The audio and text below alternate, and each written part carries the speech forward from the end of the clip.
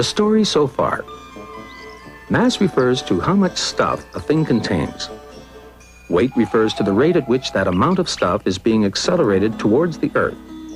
In other words, weight is just another way of saying force of gravity. An object's mass never varies, but its weight can go up or down depending on the force of gravity acting on it in various parts of the universe. And now, work. These barbells have a mass of 120 kilograms. Since they are resting on the surface of the planet Earth, we know that the force of gravity acting on them is about 10 times that number of newtons. It takes a very strong man to lift something that weighs so much. Because if the barbell is being pulled down by a force of 1,200 newtons, it must take 1,200 newtons of force to hold it up. Of course, if we were on the moon, where the force of gravity is only 1/6 that of the Earth, anybody could do it. But we're not on the moon. That looks like hard work. But how much work? 1,200 newtons worth? To lift the barbell? How far? Exactly 2 meters.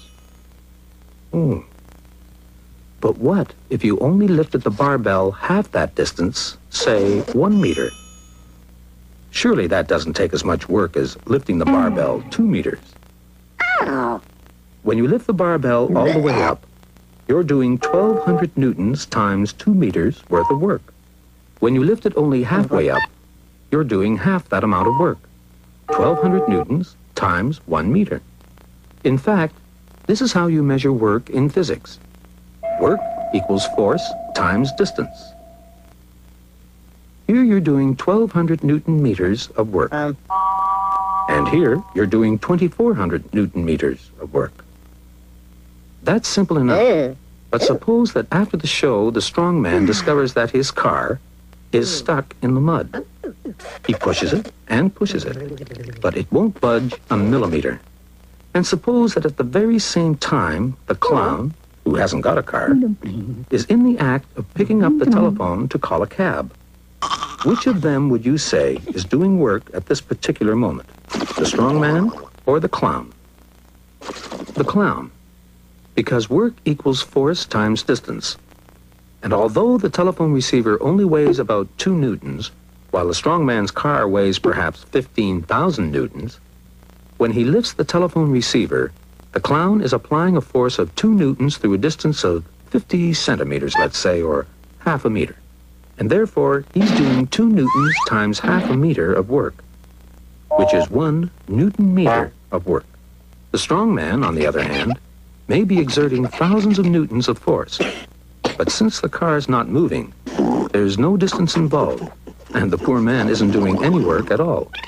A force of even thousands of newtons times 0 distance equals 0 work, whereas a force of only 2 newtons through a distance of only half a meter does equal some work, even if it's only 1 newton meter worth.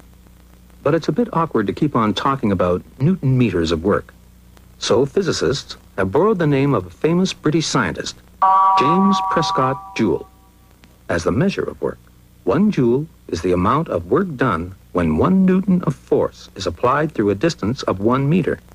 That's to say that 1 newton meter equals 1 joule, which can also be written like this. So the clown did 1 joule of work when he lifted the telephone receiver.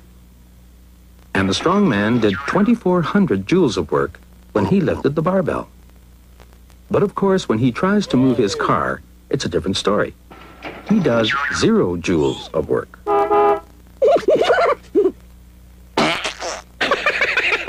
That's okay.